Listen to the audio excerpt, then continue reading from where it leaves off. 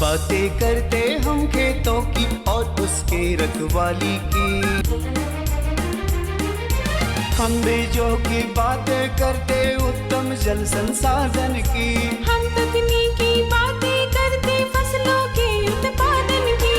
हर किसान का सपना सच हो जीवन सुखद बनाने को, गाँव-गाँव के हर आंगन का प्यारा सा ये दर्शन।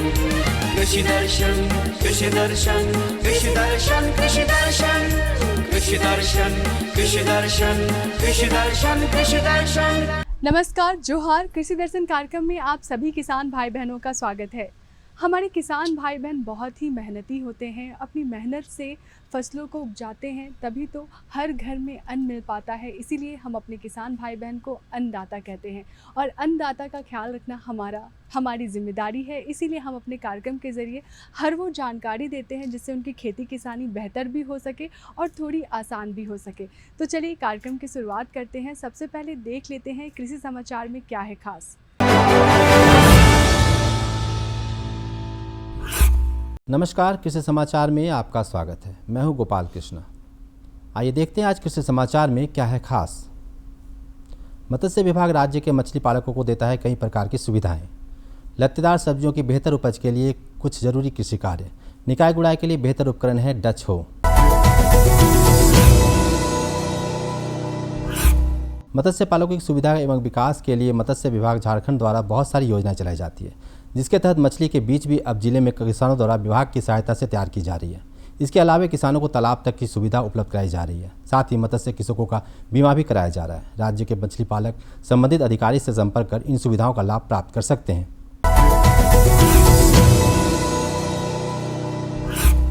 झींगी, नेनुआ, करेला, लौकी इत्यादि सब्जियां अभी बहुत से किसान भाई लगा रखे होंगे। वर्तमान समय में उनमें कुछ विशेष कृषि कार्य करने की आवश्यकता है। जब इनके लत्तर बढ़ने लगे तो उन्हें ज़मीन पर ना फैलने दें, क्योंकि फलों की मिट्टी से सीधे संपर्क में रहने से फलों के सड़ने गलने की खतरा रहता है। अतः इसके लिए सहायता दे छप्पड़ बनाकर लत्तर को उस पर चढ़ाना उत्तम होता है। साथ ही खेत में जल निकासी की व्यवस्था और निकाय इत्यादि समय से कर लें।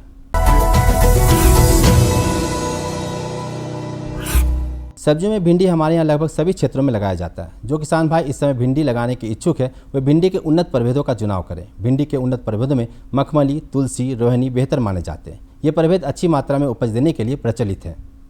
मखमली, तुलसी, रोहिणी ये भिंडी के उन्नत प्रभेदों में बेहतर माने जाते हैं। वर्तमान समय में इनकी बुआई की जा सकती है। 1 हेक्टेयर भूमि में 8 से 10 किलोग्राम की दर से बीजों की बुआई कर और उचित कृषि कार्य को करके 150 से 200 क्विंटल तक भिंडी की उपज पाई जा सकती है।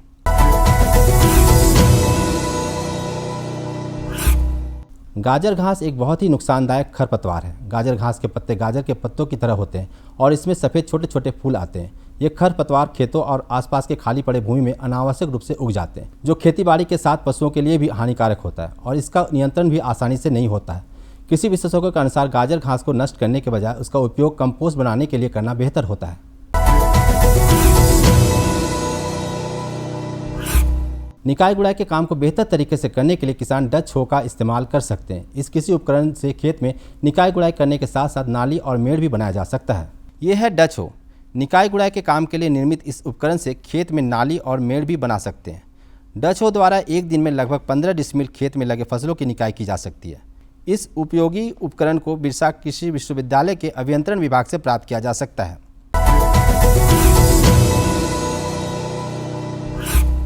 और अब एक नज़र राज्य के कुछ प्रमुख शहरों के मौसम के मिजाज पर। आज राज्य के कुछ प्रमुख शहरों के तापमान इस प्रकार दर्ज किए गए। रांची अधिकतम 36 डिग्री सेल्सियस और न्यूनतम 18 डिग्री सेल्सियस। देवघर अधिकतम 36 डिग्री सेल्सियस और न्यूनतम 22 डिग्री सेल्सियस। जमशेदपुर अधिकतम 39 डिग्री सेल्सियस और न्यूनतम 24 डिग्री सेल्सियस। मेदिनीनगर अधिकतम 38 डिग्री सेल्सियस और न्यूनतम 21 डिग्री सेल्सियस। धनबाद अधिकतम 37 डिग्री सेल्सियस और न्यूनतम 22 डिग्री सेल्सियस। और अब मंडी भाव में अनाजों के वर्तमान भाव जानने के लिए चलते हैं हमारे सहयोगी के पास। धन्यवाद गोपाल। दर्शकों, पुनः आपका स्वागत है कृषि उत्पादन बाजार समिति 15 में। अब हम देखेंगे कि मंडी भाव में आज क्या है खास। अगर हम बात करें आलू की, तो आलू रहा न्यूनतम 1000 से लेकर 1200 रुपये तक, प्याज 1100 से लेकर 1200 तक, वहीं रहा चीनी का भाव 3900 से लेकर 4100 रुपये। अब देखते हैं मसूर में क्या उतार चढ़ाव है। मसूर का भाव रहा न्यूनतम 6750 और अधिकतम 7250 रुपये। ये रहा आज का मंडी भाव। अब हम चलते हैं सीधे स्टूडियो गोपाल के पास। कृषि समाचार में आज इतना है। किसान भाइयों, आपसे अनुरोध है कि कोरोना का बूस्टर टीका भी अवश्य लगवाएं। साथ ही सरकार द्वारा निर्देशित निर्देशों का पालन करते हुए कृषि कार्य करें, ताकि हम और हमारा देश स्वस्थ रहे, सुरक्षित रहे। इसी के साथ अगले अंक तक के लिए दीजिए इजाजत। नमस्कार, जोहार। तो किसान भाई बहन, कृषि समाचार में आपने देखा तकनीक के बारे में, उपकरण के बारे में, साथ ही मौसम का हाल भी जाना और कृषि से संबंधित कुछ नई बातें भी आपको जानने को मिली। अब समय हो चला है एक छोटे से विराम का। विराम के बाद हम जल्द आते हैं।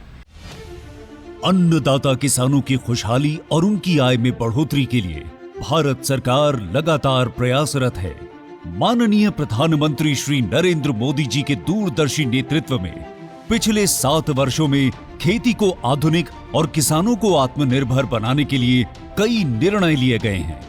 छोटा किसान बने देश की शान, ये हमारा सपना है। देश के 80% से ज्यादा किसान ऐसे हैं जिनके पास 2 हेक्टेयर से भी कम जमीन है। अब देश में इन्हीं छोटे किसानों को ध्यान में रखते हुए कृषि सुधार किए जा रहे हैं, निर्णय लिए जा रहे हैं। प्रधानमंत्री किसान सम्मान निधि योजना की शुरुआत 24 फरवरी 2019 को माननीय प्रधानमंत्री श्री नरेंद्र मोदी जी के द्वारा की गई थी। पीएम किसान योजना का पूरा खर्च भारत सरकार वहन करती है। इसके तहत लाभार्थी किसानों को हर साल 6000 रुपए की सम्मान राशि 2000 रुपए की 3 समान किस्तों में सीधे उनके बैंक खातों में हस्तांतरित की जाती है। अब तक 11 करोड़ से भी अधिक लाभार्थी किसानों के बैंक खातों में 1,58,000 करोड़ रुपए से अधिक की राशि सीधे ट्रांसफर की जा चुकी है। किस्तों की जानकारी किसानों को एसएमएस के माध्यम से दी जाती है। இப்போ நேரா நாங்க வந்து பேங்க்குக்கு ஆக்சுவல் போகும்போது அந்த பணத்தை நாங்க வித்ரா பண்ணிட்டு வந்து நாங்க விவசாயம் பண்ணிக்கிறோம்। इस मदद से बुआई के पहले अब किसानों को बीज, खाद, कीटनाशक और कृषि संबंधी अन्य जरूरतों के लिए साहूकारों के आगे हाथ नहीं फैलाना पड़ता। અને એના લીધે મારે કોઈ જોડે કે સગા સંબંધી કે મિત્રો જોડે મારે ઉછીના પૈસા લેવાની જરૂર પડતી નથી અને એનાથી હું સારી એવી खेती કરી શકું છું। इस योजना से मिले लाभ तथा आवेदन की स्थिति देखने के लिए पीएम किसान पोर्टल लॉन्च किया गया है। इस पोर्टल के माध्यम से पात्र किसान अपना पंजीकरण स्वयं करने के साथ साथ अब तक मिले लाभ और अपने आवेदन की स्थिति फार्मर्स कॉर्नर से देख सकते हैं। इस योजना का लाभ पात्र किसानों को ही मिल सके, इसके लिए इस प्रक्रिया को फूल प्रूफ बनाते हुए इसे आधार और इनकम टैक्स वेरिफिकेशन के साथ साथ फिजिकल वेरिफिकेशन से भी जोड़ा गया है।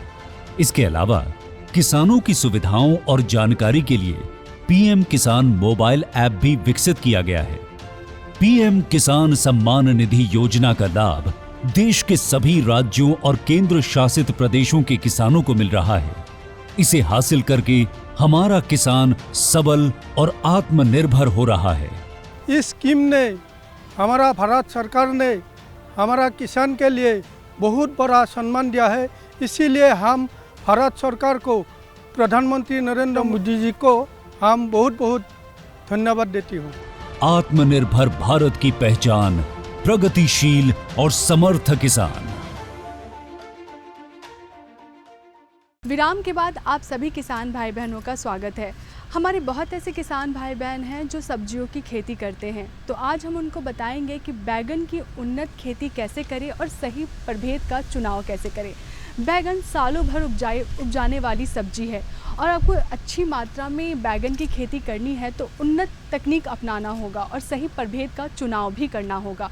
तो चलिए आज हम देखते हैं फीचर और लेते हैं जानकारी कि बैगन की उन्नत खेती कैसे करें और सही प्रभेद का चुनाव कैसे करें जिससे आप लाभान्वित हो सके। बैंगन की खेती अधिक ऊंचाई वाले स्थानों को छोड़कर भारत में लगभग सभी क्षेत्रों में प्रमुख सब्जी की फसल के रूप में की जाती है। झारखंड राज्य में इसकी खेती सब्जियों के अंतर्गत कुल क्षेत्रफल के लगभग 10.1% भाग में होती है। बैंगन की खेती के लिए समशीतोष्ण जलवायु की ज़रूरत होती है। 20 से 30 डिग्री सेंटीग्रेड तापमान में बैंगन की पौधों की बढ़वार अच्छी होती है। जोहार, कृषि दर्शन कार्यक्रम में आपका स्वागत है। मैं हूं नीरज। आज हम आ चुके हैं कृषि विज्ञान केंद्र गिरिडीह। हमारे साथ कृषि वैज्ञानिक डॉक्टर नवीन कुमार। आइए उनसे हम जानते हैं बैगन की उन्नत खेती व प्रभेद का चुनाव कैसे की जाए। जोहार किसान भाइयों, बैगन एक प्रमुख सब्जी है जो झारखंड के लिए, और इसका जो रेट है वो काफ़ी अच्छा रहता है हर मौसम में। ख़ास तौर पे इनका जो डिमांड है वो एरिया वाइज है और ये 3 तरह के होते हैं। एक गोला बैगन होता है जो कि काफ़ी लोकप्रिय होता है भरता के लिए, और एक लंबा होता है और एक मीडियम साइज का होता है। और किसान भाइयों, इनका जो चुनाव जो किया जाता है वो मार्केट पे डिपेंड करता है कि उस मार्केट में किस तरह के बैगन का डिमांड है, और ख़ास तौर पर उनका रंग भी, उनके जो आकार है उनको भी ध्यान में रखा जाता है। और ये काफ़ी लोकप्रिय सब्जी है और ये सालों भर इसकी खेती कर सकते हैं। ख़ास तौर पे जुलाई और अगस्त में इसके बीज को हम लगाते हैं पौधशाला में। इसके लिए किसान भाइयों, पहला है कि अच्छे तरह से मिट्टी का जो है हम चुनाव करते हैं। ऐसा मिट्टी जहाँ पे जल जमाव नहीं हो, और ऐसे मिट्टी जिसमें उर्वरक क्षमता अच्छे हों। तो ये हम लोग सलाह देते हैं कि पहले बैगन की खेती करने से पहले कोशिश करें कि मिट्टी का मृदा परीक्षण करवा लें। इसकी खेती के लिए लाल मिट्टी, रेतीली, दोमट और चिकनी मिट्टी अच्छी होती है जिसमें जीवांश की पर्याप्त मात्रा हो। भूमि का पीएच मान 5.5 से 7 के बीच होना चाहिए। जिस खेत का चयन करें उसकी मिट्टी में कार्बन की मात्रा अधिक और जल निकासी की उचित व्यवस्था होनी चाहिए। मृदा परीक्षण के अनुसार यदि हम लोग खेती करते हैं तो उनका उत्पाद अच्छे होते हैं। ख़ास तौर पे इनमें जो प्रभेद जो लिया जाता है उसमें स्वर्ण श्री एक प्रभेद है और स्वर्ण मणि, ये बहुत हाई यील्डिंग वैरायटी हैं और ये आपके रांची में जो पलांडू स्थित जो सेंटर है वहाँ पे इनका उपलब्ध हैं। उसे पूसा पर्पल राउंड, पूसा ऋतुराज और अर्का नवनीत, कई तरह के प्रभेद हैं जो आसानी से आप चुनाव कर सकते हैं। और यदि बात की जाए हाइब्रिड की, तो हाइब्रिड में VNR की वैरायटी है, नूनहैम्स की वैरायटी है, बहुत सारी वैरायटियाँ हैं जिसमें आप उसका चुनाव करके और उसको आप लगा सकते हैं। सर, इसके लिए सिंचाई की क्या करनी चाहिए और कौन से उर्वरक का प्रयोग करना चाहिए? इसमें ख़ास तौर पे हम लोग यदि बात करें ये खाद की, और ख़ास तौर पर गोबर की जो सरी खादें होती हैं जिसको हम लोग फार्म यार्ड मैन्योर्स कहते हैं, और ये बहुत काफ़ी उपयोगी होते हैं। कृषि जानकार कहते हैं कि अधिक पैदावार के लिए बैंगन के बीजों की सही तरीके से बुआई ज़रूरी है। 2 पौधों और 2 क्यारियों के बीच करीब 60 सेंटीमीटर की दूरी होनी चाहिए। बीज बोने से पहले 4 से 5 बार खेत की अच्छी तरह से जुताई करके उसे समतल कर लें। प्रति एकड़ 300 से 400 ग्राम बीज डालना चाहिए। जब हम लोग इसके बीजरे को डालते हैं पौधशाला में तो 15 सेंटीमीटर ऊंचा हम लोग पौधशाला बनाते हैं और उसमें उचित मात्रा में पोषक तत्व को डालते हैं। जैसे गोबर की सड़ी हुई खाद 5 मीटर स्क्वायर फीट का हम लोग बनाते हैं, तो उसमें हम लोग 5 से 7 किलो गोबर की सड़ी हुई खाद, खल्ली का प्रयोग करते हैं, जिसमें कि हम लोग नीम की खल्ली हो या करंज की खल्ली हो या सरसों की खल्ली हो, उनको देते हैं। इसके बाद उसमें कुछ दीमक की समस्या यदि हो तो हम लोग इसके लिए रीजेंट ग्रेनुअल्स या रीजेंट अल्ट्रा थोड़ी सी मात्रा देते हैं। इसके बाद उसमें हम लोग कोई फफूंदनाशक डाल सकते हैं, जैसे बेबेस्टीन हुआ, 1 लीटर पानी में 3 ग्राम मिला के और उसको ज़मीन में हम लोग स्प्रे कर देते हैं। और इसके बाद थोड़ा DAP और MOP का व्यवहार करते हैं। तो इससे क्या होता है कि वो पौधशाला अच्छे हो जाते हैं। इसके बाद बिचरा को हम लोग उपचार करते हैं, बीज उपचार करते हैं। तो ख़ास तौर पर बेबेस्टीन से हम लोग करते हैं। इसके लिए 1 kg बीज में 3 ग्राम बेबेस्टीन की आवश्यकता होती है। और यदि किसान भाइयों यदि कम मात्रा में आप यदि कर रहे हैं तो कम से कम 1.5 ग्राम का हम लोग उपयोग करते हैं। गर्मी के मौसम में 10 से 15 दिनों के बाद सिंचाई करनी चाहिए। वैज्ञानिक बताते हैं कि बैंगन का पौधा काफ़ी वृद्धि करता है, अतः फल लगने के बाद वह ज़मीन पर न गिर जाए या टूट न जाए, इससे बचाव के लिए रोपण के 25 से 30 दिन बाद खेत की गुड़ाई करके जड़ों के पास मिट्टी चढ़ानी अत्यंत आवश्यक होती है। इनको फिर हम लोग छांव में सुखाते हैं और सुखाने के बाद फिर हम लोग उसको बीज को डाल देते हैं अलग अलग कुछ दूरियां पर। और फिर जब ये 25 से 26 दिन के हो जाते हैं पौधे, 4 पत्ते के पौधे हो जाते हैं, तो फिर हम इनको ट्रांसप्लांट करते हैं और इनको खेतों में लगाते हैं। खेतों में लगाने से पहले हो सके तो 20 से 25 क्विंटल हम लोग फार्म यार्ड मैन्योर्स का व्यवहार करते हैं और यूरिया DAP का व्यवहार करते हैं। तो यूरिया में हम लोग देखा जाए तो 110 kg पर हेक्टेयर और यदि MOP जो है वो 100 kg पर हेक्टेयर के अनुसार हम लोग व्यवहार करते हैं। और इनको व्यवहार करने से पहले खेत की अच्छी तरह से हम लोग जुताई करते हैं, गहरी जुताई करते हैं और इसके बाद फिर उसको पाटा लगाते हैं। और पाटा लगाने के बाद हम लोग फिर इसको एक निश्चित दूरी पर, जो कतार से कतार की जो दूरी होती है वो 60 सेंटीमीटर और पौधे से उस पौधे की दूरी 45 सेंटीमीटर की दूरी पर लेते हैं। मगर जितना यदि हाइब्रिड महंगा हो उसकी दूरी आप थोड़ा बढ़ा सकते हैं अपने स्वेच्छानुसार। और इसको फिर आप लगा के और इसमें बीच बीच में आप ट्राइकोडर्मा पाउडर जो जैविक फफूंदनाशक है, इसको आप 1 लीटर पानी में 10 ग्राम घोल बना के और पौधे के जड़ में आप इनको बीच बीच में डाल दें। तो किसान भाई बहन, अभी आपने देखा बैगन की उन्नत खेती कैसे करें और सही प्रभेद का चुनाव कैसे करें। आशा करते हैं इस जानकारी से आप काफ़ी लाभान्वित हुए होंगे। तो चलिए कार्यक्रम में बढ़ते हैं आगे और आपको देते हैं अपनी दूसरी जानकारी। हमारी दूसरी जानकारी है तसर कीट संचारण पूर्व कीट प्रबंधन।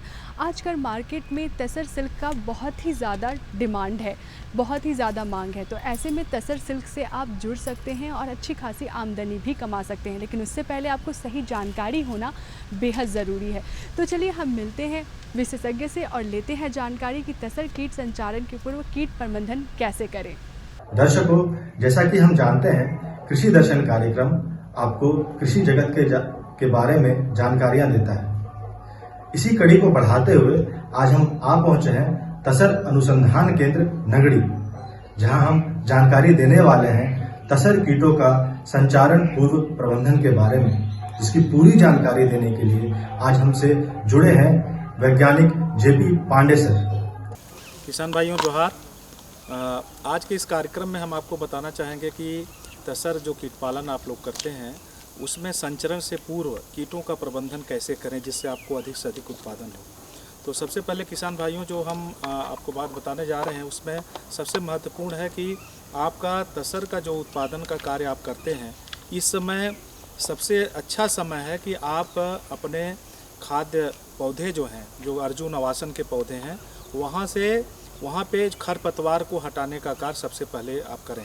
क्योंकि अगर वहाँ पे दूसरे ऐसे कीट जो कि आपके कीट जो खाद्य पौधे को नुकसान पहुँचाते हैं, ऐसे कीट अगर वहाँ पे विद्यमान रहते हैं तो आपके तसर खाद्य पौधों की पत्तियों को बहुत व्यापक तरीके से वो लोग प्रभावित करेंगे। दूसरा बिंदु आता है कि अगर आप खरपतवार अपने खेत में पूरी तरह से नष्ट कर दिए हैं। इसके बाद जो अप्रैल मई का महीना होता है, यह सबसे उचित होता है कि आप अपने जो खाद्य पौधे हैं उसकी देखभाल प्रारंभ कर दें। उसमें क्या है कि अब आगे आने वाले दिनों में बरसात होगी, उससे पूर्व प्रति पौधे की दर से लगभग 2 किलो आप वर्मी कंपोस्ट हो या कंपोस्ट खाद है प्रति पौधे की दर से आपको दे देना है। इससे क्या होगा कि अगर वर्मी कंपोस्ट आप दे देते हैं तो पौधे की बढ़वार बहुत अच्छी होगी। साथ ही साथ आप देख रहे होंगे कि अभी आपके कीट पालन प्रक्षेत्र में नई पत्तियां आना प्रारंभ हो गई हैं। तो नई पत्तियों को दूसरे शत्रु कीटों से कैसे बचाएं, इसके लिए हमारे संस्थान द्वारा 2 तरह की तकनीकी है। पहला तकनीकी क्या है कि हम उसमें रोगर का छिड़काव करते हैं पत्तियों पे, जिससे रोगर के छिड़काव से हमारा काफ़ी हद तक उसकी पत्तियों को दूसरे शत्रु कीट नुकसान नहीं पहुंचाते हैं। दूसरा एक अभी तकनीकी आई है जो स्टैमेप्रिड है, 0.02% स्टैमेप्रिड का छिड़काव भी पत्तियों से 2 से 3 बार करते हैं, जिससे जो है दूसरे कीट उन पत्तियों को नुकसान नहीं पहुंचाते हैं। और जुलाई के महीने में जब आप रेयरिंग का प्रारंभ करेंगे तो उस समय तसर का कीट पालन आप बहुत अच्छे तरीके से कर पाते हैं। तीसरा एक बहुत ही महत्वपूर्ण बिंदु है, जब आप रेयरिंग का कार्य किसान भाइयों प्रारंभ करेंगे उसके पहले खरपतवार को हटाना, प्लस आसपास के क्षेत्र में साफ सफाई का कार्य करना, चाकी नायलॉन नेट का प्रयोग, क्योंकि अगर आप जो छोटे शिशु कीट हैं उनके लिए चाकी नायलॉन नेट का प्रयोग करते हैं तो निश्चित रूप से नायलॉन नेट के प्रयोग के दौरान आपको ये ध्यान रखना है कि नायलॉन नेट का जब आप प्रयोग कर रहे हैं उस समय पे आप जो छोटे कीट हैं उनको आप नुकसान से बचा सकते हैं। पहले जहाँ पे आप जिस कीट पालन प्रक्षेत्र में आपने प्लान किया है कि यहाँ पे हम रेयरिंग का कार्य करेंगे, वहाँ पे आप पौधों के आसपास देख लें दीमक का प्रकोप अगर है तो दीमक का प्रकोप वहाँ से हटाने का कोशिश करें। दूसरा क्या है कि अभी एक रिकमेंडेड है कि नीम की खली लगभग आधा किलो प्रति पौधे की दर से अगर देते हैं तो वहाँ भी काफ़ी मात्रा में आप शत्रु कीटों को कम कर सकते हैं। तीसरा एक महत्वपूर्ण बिंदु होता है कि प्रायः देखा गया है कि जो झारखंड में जो हमारी सॉइल है, जो हमारी मिट्टी है, वो प्रायः एसिडिक होती है। एसिडिक मिट्टी होने के कारण और यहाँ पे दीमक का प्रकोप पौधों में बहुत होता है, 3 से 4 फीट तक वो मिट्टी को प्लस उसके साथ बार्क ईटर्स होता है, वो पौधे को नुकसान पहुँचाता है। तो ऐसी दशा में हम लोग क्या करते हैं कि दीमक के प्रकोप से बचाने के लिए जला हुआ मोबिल जो होता है उसको 2 से 3 फीट तक हम लोग इस्तेमाल करते हैं। उसी जले हुए मोबिल ऑयल से रंग देते हैं, जिससे काफ़ी हद तक ये ऐसे कीटों से हमको नुकसान जो होता है उससे बचा जा सकता है। साथ ही साथ जो कीट पालन प्रक्षेत्र है उसकी तैयारी से पूर्व हम लोगों को क्या करना है कि 9 भाग चूना और 1 भाग ब्लीचिंग ले करके उसका छिड़काव हमको कीट पालन प्रक्षेत्र में करना है रेयरिंग से 15 दिन पूर्व। लेकिन किसी भी ऐसे कीटनाशी का प्रयोग रेयरिंग प्रारंभ करने से 20 दिन से पहले अगर आपको नहीं करना है, नहीं तो क्या होगा कि ऐसे जो कीटनाशी हैं वो हमारे तसर कीट को भी नुकसान पहुंचाएंगे और उत्पादन एवं उत्पादकता बुरी तरह से प्रभावित होगा। तो किसान भाइयों, हम मुख्यतः आपको 2-3 मुख्य बातें बताना चाहेंगे जिसका आपको जो कीटों के संचरण के पूर्व बहुत ही अच्छे से ध्यान रखना है। सबसे पहला है कि कीट पालन प्रक्षेत्र के आसपास साफ सफाई का कार्य, अच्छी पौधों की पत्तियों की बढ़वार हो, उसके लिए सबसे ज़्यादा ज़रूरी है कि आप पौधे की उर्वरा शक्ति बढ़ाने के लिए आप गोबर की खाद या कंपोस्ट या वर्मी कंपोस्ट प्रति पौधे की दर से 2 किलो का इस्तेमाल जरूर करें।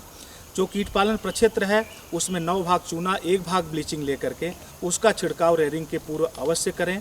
और साथ ही साथ जो अभी DFLs आप लेंगे, डिजीज फ्री लेंग्स जो लेंगे, उसमें अच्छे गुणवत्ता वाला बीज आपको चयन करना है और उसका एक सही तरीके से जो तापमान होता है इंक्यूबेट करने का 26 ±2 मतलब 26 से 28 डिग्री तापमान हो, प्लस 60 से 70% आर्द्रता हो, ऐसे स्थान पर रखना है जिससे अगर उन अंडों का इंक्यूबेशन सही तरीके से होगा तो आने वाले दिनों में उनसे अच्छे से अच्छा हैचिंग होगा और आपको उत्पादन बहुत अच्छा होगा।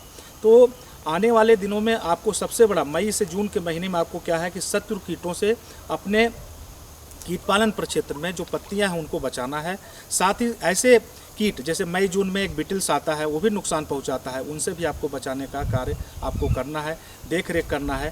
कीट पालन प्रक्षेत्र में जितने भी शत्रुकूट होंगे, जितने कम संख्या में होंगे, उससे उस दशा में आपको अपने कीट पालन के लिए अच्छे से अच्छे पत्तियाँ खिलाने का अवसर रहेगा और उससे ज़्यादा से ज़्यादा लाभ होगा।